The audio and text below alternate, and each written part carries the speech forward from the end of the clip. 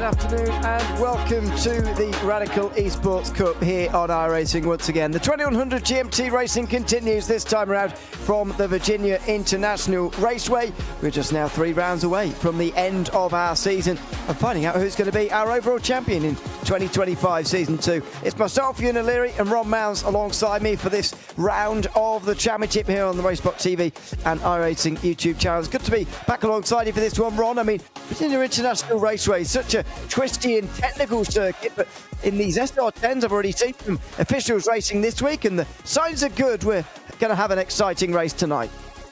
Oh, VIR always puts on a classic race, especially in these that the 2024 Radical Sim Racing World Finals took place at last fall. So this track is absolutely fantastic with these SR10s. And look at the remaining tracks that we've got from this schedule. VIR, of course, this week, Man Panorama, Bathurst in 1 week's time, and then Interlagos to bring this season to a close. Some absolutely amazing racetracks, but I have a feeling that this VIR race is going to be absolutely amazing, especially with that massively long back straightaway and the always important draft in these cars. Yeah, it's a really big straight for these cars, actually, down that back straight towards turn 14. It's very, very exciting indeed. Havoc Gullickson is still our championship leader as things stand. He currently holds set at 92 points over Rafa Blanco, with Andreas Friedrich just a further 80 points behind. George Gonzaga is in 4th position ahead of Heinz Braun, then over 100 points back to Andre Castro, Grisel Larson, Sully Reitonen, Christopher Yanakis and Dennis Kirikopoulos rounding out the 10 drivers in the top 10. I'm not really sure who to call for who's still involved in the championship here, really, Ron. It's going to be hard for us really to get a picture tonight as to who's going to be gaining or losing, really, as it always is when we watch individual races like this. But Gullickson's got a decent lead there. I'm finding it hard, though, to count out really anybody, certainly in the top 5, maybe even deeper than that. Yeah, I think Harvard Gullickson is definitely your favorite at this point in the season. He is the reigning champion, despite the fact he only has 1 win in these broadcasted races. That coming at week 5 at Mugello over a month ago at this point. He's always quick in these SR10s. He may not be the most flashy and flamboyant, but he's the one that has the pace, and he's also super consistent as well, which when these races can occasionally split quite a lot and have some sort of moments that will divide the field, especially on a track like this, where that draft and game of leapfrog is going to be oh so strong. Harvard Gullickson has that driving style that is just conducive to him winning championships. That's part of the reason why he finds himself with a rather comfortable gap with only 3 weeks left to go in the season. I've already got a question here on YouTube, by the way. Is Andreas Friedrich German? I don't know. He is. Yes. Oh, he is. Oh, well done. There you go. He is German. I believe I so. He was European. But, yeah, well, we'll hope so. Anyway, not sure what's motivated someone to ask that, but anyway, well, you've answered it. Anyway, Andre Castro currently leads the session in the number 1 car, just ahead of Havoc Gullickson. We are going to see our championship leader. Oh dear, there is Andreas Friedrich. Maybe he's there just talking about him, and he's gone straight on down there at NASCAR Benz. That's maybe he was the one that typed out the question. Yeah. He's too busy typing and goes off the circuit. Well, I was going to say, very difficult corner anyway, you know, NASCAR Ben. Put it this way, it's probably not the last car we're going to see go off the road down there, because as soon as you got a wheel in that grass, you got no chance really. You're going to be ending up leading right in through that braking zone. And in these SR10s, I've talked about this a lot throughout the season, and I will continue to raise this point for as long as I'm broadcasting Radical SR10 races here on the iRacing platform. The braking is oh so tricky to nail down in these race cars. There's about a 10% window between not being able to slow down in time and hitting the outside wall, or hitting the brakes a little bit too hard, locking up the front tires and going into the corner, very likely with the front end of your race car buried into the back end of the race car that was in front of you. Very small window to try and master in these races, and that's what separates the good drivers from the great drivers. I don't call myself a good driver in these SR10s, mainly because the brakes are always so tricky for me to try and nail down. I've been doing these broadcasts for coming up to over 2 years at this point. So tricky to try and nail down, especially heading into a turn like that. So as you just said, Ewan, I think that is going to be the real trouble spot among many, it must be said, for this race here tonight. Yeah, it's super difficult around here, really hard racing. So we are going to see a very interesting race, but it's such a difficult one. Paki Caruso's just gone up to third place, by the way, just under 3/10 away from pole, which looks like Andre Castro is going to take here. Andreas Friedrich, though, is starting a lap by the looks of things here. We're just over 2 minutes to go, and he's taking things a bit easier into NASCAR Bend this time round, and he's got that apex nailed instead, in towards turn number 4. Next up, this is left hook. There isn't a right jab afterwards, but it is turn 5. Then through another right-hander before a bit of a shimmy, if you like, the snake, as it's called on this circuit, and then a straight on towards the fastest point on this circuit, the high-speed S's, turn 7, 8, and 9, and then South Bend as well at the end of it. Another very difficult corner, turn 10. And VIR, a very historic racetrack in the world of American motorsports as well. It's one with a rather tumultuous history throughout it as well. A lot of people think of VIR, think of this track when it comes to American sports car racing. It's hosted the SCCA National Championship runoffs for many moons, and just a whole lot of other sports car races have taken place here over the years. IMSA still runs here every now and then. The track opened all the way back in 1957, but incidentally, the track was abandoned between 2074. 1974 was when the track was abandoned. That would be well far off into the future. But from 1974 all the way up to the year 2000, this track was just fallen by the wayside. The original owners didn't like the rowdy fans, which in American motorsports, it happened to Watkins Glen, happened to here as well. And the track was abandoned for many moons. Then in the late 90s, it was bought by the owners, I believe still own the track to this day. They fixed it up. They had to change the track a little bit and knock down some of the old buildings. But what was a chicken farm in the late 90s is now one of the most fantastic motorsports facilities in the country. Just such a fantastic story surrounding this track. I didn't know we were shut down for so long, actually, but yeah, certainly true. Makes me laugh that it's for rowdy fans, I must admit. That is amusing to me. But there you go. I just can't picture motorsport fans being particularly rowdy, to be honest, in my own experience. Especially compared to other sports, goodness me. I mean, have you ever heard of them pushing over cars and buses into the pit at Watkins Glen back when F1 was racing there? No, I have not heard of that, no. But there you go. I just can't picture it for some reason. I'll need to picture it by actually searching some pictures. Anyway, Andre Castro has taken the pole position for this round of the championship, with Howard Gullickson alongside, just under a tenth in behind. Paki Caruso and James Barry are on row 2, with J.L. Larson and Heinz Braun then on row 3. Just over half a second back rather, is Kim Andre Bjorklund in 7th, with Grajan Bubak alongside. Rafa Blanco and George Gonzaga round out the top 10, with Leon Hernandez and Dennis Kirkopoulos to round out row 6. Nikos Hanke is next ahead of Gordon Hogg, with Luke Crowley surprisingly down in 15th, ahead of Kyle Lowe and Herve Boyard, who rounds out the 17 drivers who qualified at least. We may have some more who didn't qualify as well, though maybe not, actually. Depends how the splits have actually worked out. But we've got our championship leader here. He's on the outside of the front row, and he's got a big chance on the way down in towards turn number 1 on this first occasion. First time of asking as well, with Rafa Blanco alongside in lots of our broadcasted races in the 2100 GMT split here on RaceSpotTV and on the iRacing YouTube channel as well. We've seen so many battles between these drivers, and between those especially towards the front, who are in this session all over again. As I mentioned, Gullickson is here tonight, Blanco as well. They are 1 and 2 in this championship, with Friedrich 3rd also here as well. The green flag waves from VIR, and we are underway with a good start for Blanco. It's not such a good one for Gullickson. He's stuck on the outside line as it's 3 wide right in the background. Gullickson stuck on the outside line here as he's just trying to fight back towards turn 2 and then in towards 3 here on the left-hander. Oh, smoke in the background, but Gullickson's gone backwards. Blanco's held his lead, and for the leaders at least, it is a clean start. You see that driver going off the track, maybe a little bit of damage on that race car. There may have been a moment, there was a moment heading through turn number 4. That's Kyle Larson, Luke Crowley, and I believe Gordon Howg all involved in that. Heinz Braun gang a piece of the drama as well, as they head their way off through left hook. A punch being thrown to these racers as they're dropping down like a rock. Yeah, that is some incidents to go back and have a look at a little bit later on. But Paki Caruso has made a fantastic start here in the lime and the purple. He is just in behind Andre Castro, who is leading this race ahead of Howard Gullickson and then James Barry. This is what happened in towards turn 1 and turn 2. Nikos Hanke on the inside line here. Oh, and he goes for a spin through turn 2. That's the first part of it, and then further on up, you can see teammates Gonzaga and Braun, I think. No, that's further up the field, but anyway, they all got caught. Oh my word, they all get caught up in it. That's a right pile up.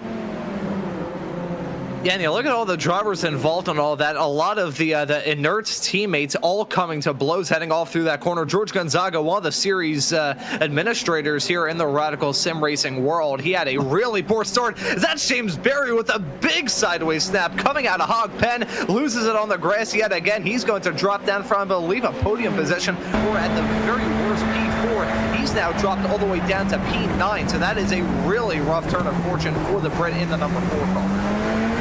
He was fourth, and now way down the field. This is not a good race so far for the Internet Racing team. You've got James Barry down to 10th now after all of that, and Kirikopoulos is the best placed of them in 7th, although Barry has got back up to 9th in the meantime. Andre Castro still leads though, and Caruso and Gullickson are the only ones to be able to stay with him for the moment, and that slipstream we've been promoting, I guess you could say early on in this broadcast, has not quite come to fruition for Caruso just yet on that back straight towards turn 14. As I think there's some more drivers dropping down the running order. Side-by-side fight going on involving James Berry, who's still trying to get his bearing straight, and Kyle Lowe, who I've seen a lot of supporters for in the YouTube chat of the stream here on the iRacing Esports Network and the RaceSpotTV YouTube channel. It's still a really tough race ahead for these drivers. One lap around here. It's one of the longer laps that we have from this series. I mean, on that first lap, Andre Castro was at a 146.6, so a rather long ride here at VIR. These SR10s are rather quick race cars. When you see the sort of lap times that they can set around tracks all across the world, they can set in some barn burners, as we've got a barn burner of a fight between Caruso and Castro, and Caruso got to jump up into the race lead. Yeah, that is Paki Caruso leading this race, and what a fantastic start for him as well. Surely, though, Andre Castro is going to respond on the way down in towards turn 1 again here, as he just gets up in behind him into the slipstream and getting a chance here. Outside line, no, he's going to back out of it this time round, and Gullickson's not going to punish him for it. Rafa Blanco, second place in the championship, defends from Kim Andre Bjorklund, and he's going to hold on to 5th place for the moment in towards turn 1 as well. And one great thing that these drivers definitely know about running well at this track here of VIR, which is pretty much a fixture of these Radical Official Series seasons. It's been here for quite a long time, has this track. Part of base content, which is part of the reason why we've had so many drivers sign up all throughout the week. Last time I saw, I believe we were over 45 drivers signed up into this top split broadcast here for this race. Well, signed into this time spot. Second tries a charm. English is clearly failing me during this broadcast, but regardless, seeing a lot of participation this week and seeing a lot of these drivers know this track like the back of their hands, and they know with the draft around this track, if you can pull off a good defensive game, you could be golden in some of these races. For Paki Caruso, though, there's only so much you can do. Weaving down the back straightaway is just going to put some more heat into your tires and give you a bit more confidence into the braking zone here in a couple of moments' time. The runs that these drivers can get down here are absolutely unbelievable. Yeah, it is getting rather overcast out there at the moment as well, and track temperature is not that high as things stand, as we know. Pretty gloomy day out there at the Virginia International Raceway. So far, Andre Castro has not been able to do anything about Paki Caruso since he took the lead on lap 2. At the end of lap 3, Caruso able to hold on, I should say, from Castro just in behind him. And again, Caruso intent on defending. I think Castro wants to wait a little bit later on in the race. It looks to me like Castro has had the opportunity to come through in the last couple of laps, but maybe just wants to keep this single file for a few laps, try and distance some of those guys behind before he really starts to fight properly here. When you've got a race car like this in the form of the Radical SR10, if you start, oh boy, we nearly saw Andre Castro try and pull off a bump and run down into turn number 4. That wasn't going to work. If he tried to go for it, it probably would have ended in tears for the both of them. As we take a look at a moment involving Heinz Braun, who was involved in an incident in the early stages of this race. Not the race that he probably had in mind, and oh, it was a dive that was never going to work. Heinz, come on. He's a veteran of the series. Frankly, he should know better than go for a dive like that on lap 1. Well, it's had disastrous consequences, I'm afraid, for a lot of drivers down the field. see Hines himself down in 16th, a long way behind, and it looks like George Gonzaga and Luke Crowley are done for the day as well after the opening exchanges of this race, which is a real shame. Caruso again out through Oak Tree and onto the back straight again without a good enough run to keep Castro comfortably behind. After a lap of waiting though, Andre Castro wants to take the lead. Is it going to be a side-by-side battle though? No. These two so far have either been purposely staying behind one another, I feel, or purposely exchanging the position between the two, either of the two. But so far, no proper wheel-to-wheel racing, really. Yeah, it looks like these two, I mean, they are veterans of this series, so they know that playing that game of leapfrog, not really allowing yourself to get involved in too much of a battle. We've certainly seen it a lot on iRacing. We're going to see it in real life this weekend. The Indy 500, the fuel game that's usually played at the front of those races, with one driver jumping in front of the other and the driver saying, you know what, I'm just going to let him go by. There's no point really fighting this. If these three drivers were battling tooth and nail, you'd probably see Bobuluk right behind in the number 2 car get involved in this battle. And you may end up seeing Rafa Blanco get involved in this fight as well. And one driver who does not want that to happen for sure is your third place runner in the number 3 car of Harvard Gullickson. He leads your official point standings coming into this broadcasted race, but Rafa Blanco is the only driver who can really make a lunge at him with only 3 races left to go from this season. So he's got a bit of a cushion back to the number 12 runner, finds himself in 5th. In an ideal world, this 3-car battle would remain a 3-car battle, at least in the mind of these drivers. If it were my decision, I would love to see a 6-car battle tooth and nail for the win of this race, but I think these drivers at the front of the field have a bit different of an agenda on their mind. Well, let's see what they do this time round, whether there's going to be a change of tactic here from Castro and Caruso. So far, every 2 laps they've exchanged position. Will it be every 1 lap now? Because Castro's not putting up much of a fight there. Caruso even allowed to pull back to the racing line in time. So this is good racing between these two, but Caruso goes a bit wide there in towards turn 14. Castro hits the brakes not to come past him. I just wonder whether Gullickson's struggling to stay with these guys or whether he is purposely backing off here, because surely if he's added to the mix, things get interesting. Well, Caruso's just gone wide, and that means make it interesting here as well. Castro goes to the inside. Caruso wasn't quite expecting that, and they're going to exchange the lead 2 times in 1 lap for the first time tonight at the end of lap 5. Caruso had to be wary there as well of Gullickson, but in the end, he doesn't make anything of that, and Andre Castro gets back to the lead.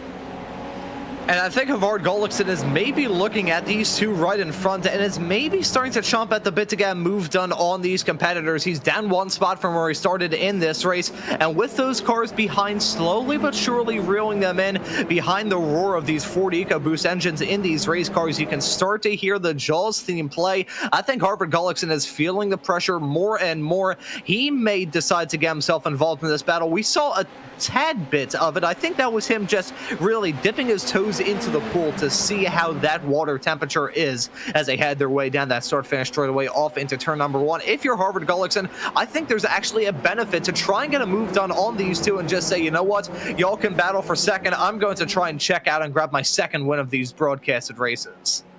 Well, Gullickson's actually closer to Caruso than Caruso is to Castro here, so this could get quite exciting on the way towards turn 14.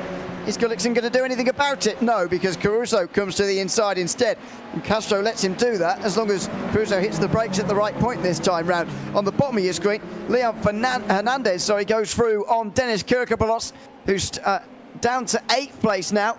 He's still up a few on the day, but that's down a place, and Hernandez through in the battle for 7th. The field so far behind has been decimated by the early laps. Yeah, it looks like we're starting to see the field spread out a little bit. Some incidents in the earlier stages taking out some heavy contenders, and this competition that we've got in this split is rather tough as well. You've got a whole lot of very quick racers up and down the grid, some veterans of Radical SR10 racing, and just some drivers who have been around the block before. Nicholas Hancutt looking to try and get some moves done as look at that contact being made. That's himself and Gordon Howe getting off the track, and Kyle Lowe trying to get that move done. My apologies, it was Kyle Lowe coming to blows with Hancutt, and a bit of a last-second move from the 13, it must be said. Yeah, that was Kyle Lowe misjudging the braking point in towards turn 1 there and getting into the back of those in front, and unfortunately having a bit of trouble there and dropping down to 14th. And that group now is split apart as well. It's only the leaders really who are battling cleanly as things stand. As the 7th lap is now being completed, we'll get to halfway at the end of this one. Out of Oak Tree, Castro is surely lining himself up for a move again here in that 2nd position. They just have not raced each other really so far, even while exchanging places. Caruso again here is going to be very amenable to this, I think. He is going to let Castro through on the inside.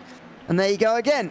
At what point, though, do these two start racing each other? Because the second half of this race is about to start already. Yeah, and once we get into crunch time for this race, we're going to start to see these drivers go for some bolder and more audacious moves than we have been. You can see missing the braking marker by country mile down to turn number 1. Kyle Lowe very lucky that it was only himself and Nico's Handcuts. Really the only drivers getting caught out in that 2-2 badly. As you can see, Packy Caruso darting the front end of that number 8 car multiple different directions, heading down into the braking zone of turn number 1. I think he's starting to get a little bit nervous. We may see these drivers reach the point where we're like, okay, we're getting into crunch time. This is a point where I need to settle down, relax, get a good feel as to how my race car is, and go from there. But on the contrary to these drivers maybe taking it a little bit easy, at the front of the field, this 3-car battle is rapidly turning into a 4-car battle. As you can see, Bubluck in that number 2 car has reeled those drivers in. It's now nearly 7/10 of a second between Bubluck and Gullickson for P3 in this race. So we may end up seeing this battle for first turn into a 4-car battle from a 3-car battle. Yeah, we really might. I mean, once you're in the slipstream, you're in the game. And now that gives Gullickson something to think about here. Because suddenly he's been positioning himself in 3rd, not really getting involved with the 2 in front, as if to say, well, you can fight for now, but I'm not going to get involved just yet. Well, just as we've been saying that, and just as he did the work, Gradian Bubluck has now got off the road at Oak Tree by the looks of that.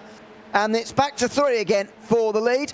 So Castro leads, Caruso leads Gullickson. Oh, and Caruso went alongside Castro there because he saw Gullickson coming. And now those are the games that we expect to start being played. There goes Gullickson to the inside because it's not worked for Caruso. And now it doesn't work for Gullickson either. But this is getting super interesting now. Gullickson starting to wonder how he can get into 2nd place and then 1st.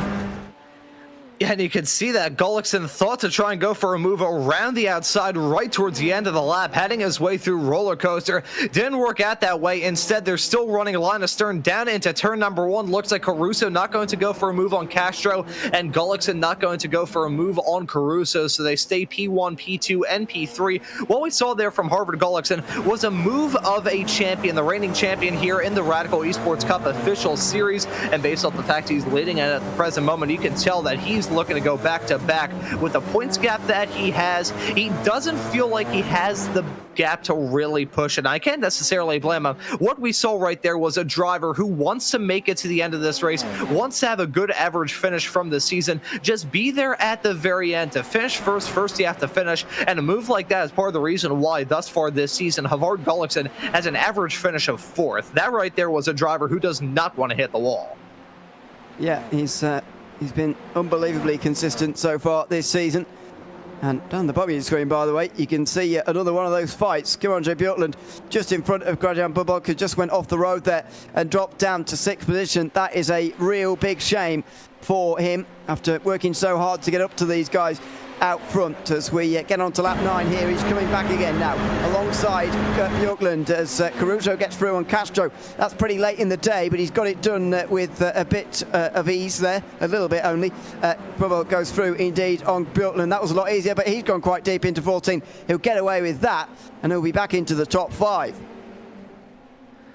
Yeah, still looking pretty good for him at the present moment. Seeing these drivers put on some very well-composed drives, despite the drama that we had at the very start, may have broken up the pack a little bit, but regardless, these drivers are keeping calm, keeping cool, and keeping collected around this racetrack. Could be part of the reason why we have side-by-side fights all throughout this field. They're still pushing it hard. We're following Leon Hernandez, who's currently slotted right behind these two, battling tooth and nail all through turn number 1. Kimondre Bjorklund, a veteran of these Radical races, trying to get a move done to jump his way up into the top 5. It's close, heading through turn number 3. Gonna hold on to the inside line yet again through 4. Bubluck trying to hold his own around the outside to stick it down the inside into turn number 5. Not close enough. They single file out off into the snake, but this track just puts on some fantastic racing. It's conducive to go side by side these race cars.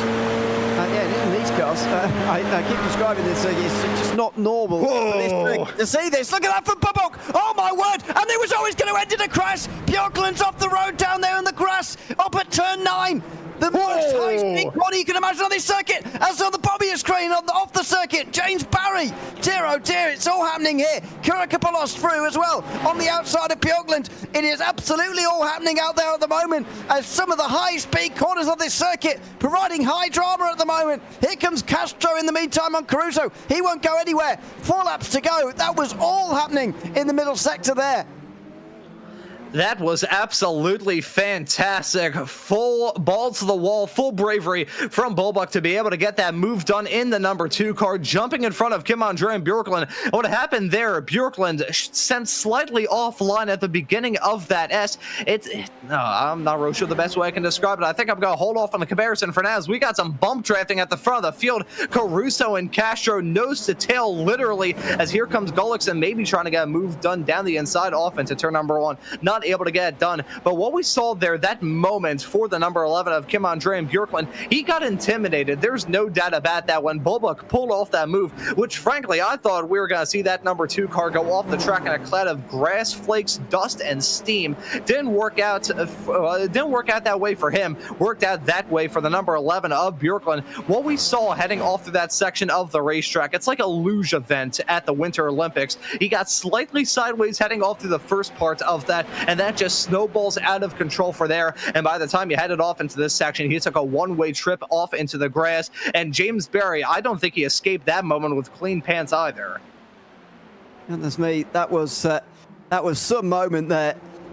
And really a lesson, I suppose, not to go side by side through that section, because especially not start a side by side. If it carries over from the first sector, then fine, but not to start a move like that. It doesn't often work out very well. As Andre Castro now is looking to make a move on Caruso. Gullickson, I thought was going through the middle there from that camera shot, but he wasn't. He's still biding his time. Castro gets in front of Caruso now, and it's all well and good for these two. Castro, Whoa! Contact! Never mind! Oh, it's not going to happen to the very end of this race. It's going to be drama early on for Harvard Gullickson, who's off the road in the grass. The championship leader is going to go off here. And, oh my word, Rafa Blanco has seen a lifeline there. Gullickson drops to 6th place. James Barry and Dennis Kurakapoulos will now be behind him. After all that waiting, it's come to nothing for Harvard Gullickson. Yeah, right as he tried to get involved in all of that, it ends in absolute heartbreak heading through there. You can see some side-by-side racing now involving James Barry and Harvard Gullickson, 2 champions over the past year of these Radical Esports Cup races. James Barry won 3 back-to-back-to-back in 2024. Gullickson trying to look for 2 in a row, but it's not going to happen here in this race. As you can see this moment, it was a moment there. Castro ran wide, clipped, and all you could see, nothing that Gullickson could have done trying to be the opportunist. He just got hip checked off the road. Yeah, I was about to ask, what's he going to do from 3rd place? But no point asking that anymore. What's he going to do from 7th, I guess, is the more pertinent one now. Caruso still leads ahead of Castro. Rafa Blanco has really gained from this. Not only is he now ahead of Gullickson, but he's actually in with the leaders now. But with 2 laps to go, has Castro and Blanco got enough laps here to actually get up to the back of Caruso here and make an impression on this race lead? Because that is quite a gap, 2/3 of a second. It was 1 second when they crossed the line this time round, but it looks like Castro's in the draft. He might well get there in time for the final lap. And the one thing that I am thinking of more than anything when it comes to these racers, and that incident they had down into this very same section of the racetrack just 1 lap ago, that was some pretty big whacks, and these cars are aero sensitive. If there's any sort of damage to the wings, any sort of damage to the bodywork, especially with how important it is that these cars have a good run heading down the straightaways, considering how important the draft is, if there's a bit of an aerodynamic tweak to either of these race cars, it's going to feel like they're dragging an anchor through asphalt heading down some of the flat-out blasts around this racetrack. You can see Castro's within striking distance of Packy Caruso. The gap is now less than 0.4 of a second as they head their way down into turn number 3 for one of the last times in this race. Castro has been an indomitable force in these 2100 GMT broadcasted top split races here from the Radical Esports Cup, and certainly proving that right now. Caruso, on the other hand, yet to really leave his mark on this season, but he's quick too. This is going to be a heads-up fight, and Rafa Blanco has a win up to this point as well in this season. He's got to look to take full advantage of that moment involving Gullikson and take a pretty big bite out of that championship gap.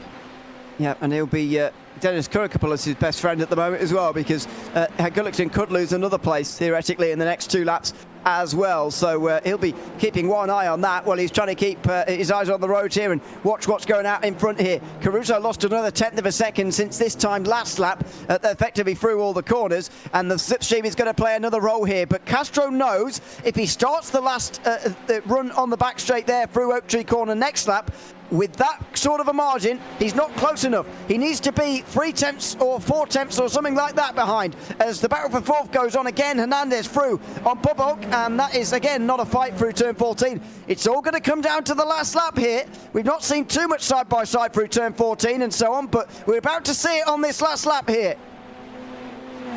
Yeah, and when that white flag comes out, we're going to see these drivers at the front of the field battle tooth and nail. Andre Castro, he's a quick driver, but he also knows when to break his elbows at. He's not going to be one driver that will lay back in to allow his rivals to jump into a position and get their way into victory lane. Castro, if anyone is going to pounce to try and take the lead in a very likely wounded race car, it will be him. But if those 2 drivers come to blows, we got to look at Rafa Blanco, the number 12 car. He would be the one to pick up the pieces if those drivers crash, as Leon Hernandez and Bulbuck have a fantastic battle for P4 right at the bottom of your screen. But my main focus is on the front of the field. Caruso and Castro, less than a quarter of a second between them, heading down into the uphill for the final time.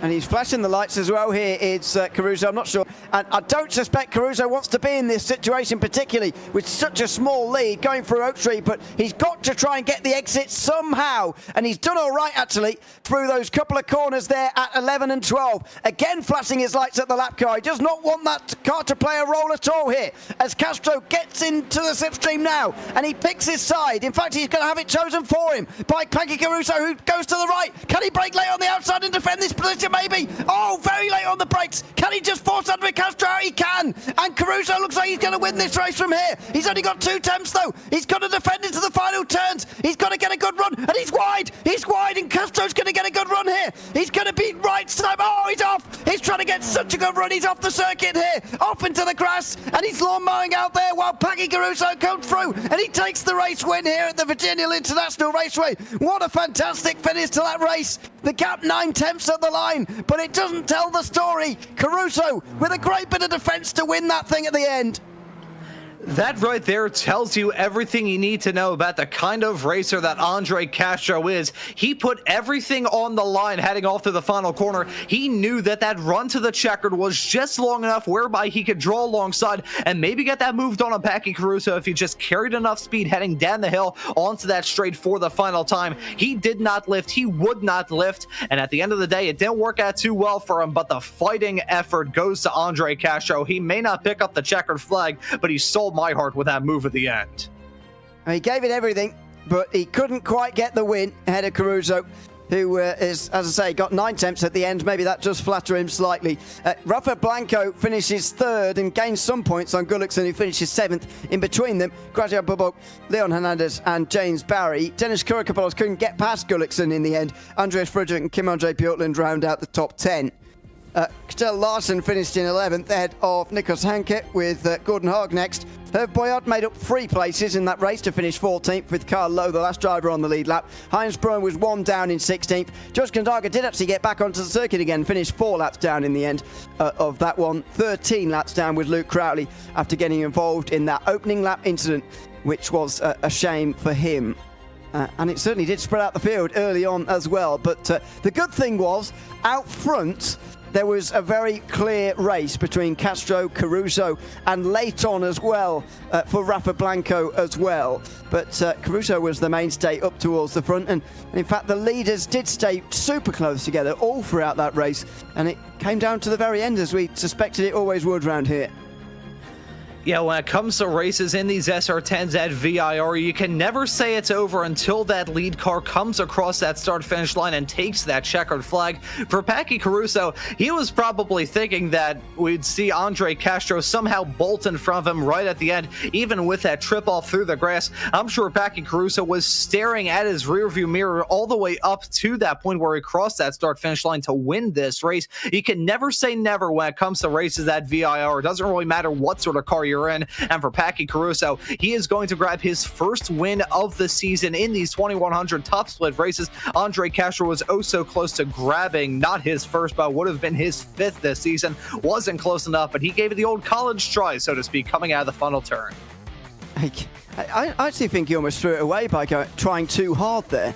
You know, maybe it's slightly unpopular opinion and he wouldn't have made it anyway, but he got such a good run out that corner. And maybe he got such a good run because he was always going to go off the road. But you know, he was in such a good position there that I actually think throwing himself into the grass like that might have prevented him from getting the run that he needed, because it was clear to me that Caruso was wide of that final apex and he was really under pressure there. And, you know, maybe this is an unpopular opinion as well, but I think you may be right there, you. And I will say, though, for Andre Castro, I think the penalty of going off the track, he not only lost the extra money that he would make if this was a real race from winning it, he's also probably going to pick up a pretty hefty invoice from the landscaping crews here at VIR. He spent probably about, I would say, a third of a mile in the grass coming to the start-finish straightaway. He did not spin out of all that, which I think is absolutely incredible, but nonetheless, that was some amazing stuff at the end of it all. I wonder how that would have been if that incident didn't happen down into the roller coaster. If we saw Harvard Gullickson involved in that battle as well, I wonder how different things would have shaken up. Yeah, absolutely. Just one more, by the way, before we go. It doesn't look like we're going to get any drivers to chat to, but hopefully they'll pop in. Does this do anything for the driver standings? You said Gullickson is hard-pressed to be under any sort of pressure here, really, or indicated as much anyway with Rafa Blanco. Then there is a big gap back to Friedrich, I suppose, who still finished behind both of the two in front of him in the championship. Does this do anything? Is Blanco any closer, really? I think for Rafa Blanco, what this did was make sure that Harvard Gullickson isn't going to be sleeping too comfortably for the next few weeks. I don't think it's going to be a straight-up championship fight, but Harvard Gullickson really hopes that he can get a good grip of things at Interlagos and especially Bathurst in 1 week's time, where, as we've certainly seen, you and with our time doing broadcasts, if you have a moment heading off through that track, really at any point of it, you're going to take a one-way trip into the barrier. And in this series, if you have a moment, you are going to be absolutely done for. So I think Harvard Gullickson, what he really lost in this is a really comfortable next 2 weeks to seal the deal in the second championship. He's going to have to work just a little bit harder to try and get it done. Well, let's see how it goes next week. 2100 GMT Racing comes to you from Mount Panorama. We'll be live same time, same place as you found this broadcast, either on the RaceSpotTV YouTube channel or indeed the iRacing YouTube channel. Thanks very much for your company tonight on the Radical Esports Cup here at the Virginia International Raceway. I've been Ewan O'Leary alongside Ron Mounds, and Ramiro Augustin Cisneros has been behind the cameras. We'll see you in 1 week at Bathurst. It's goodbye for now.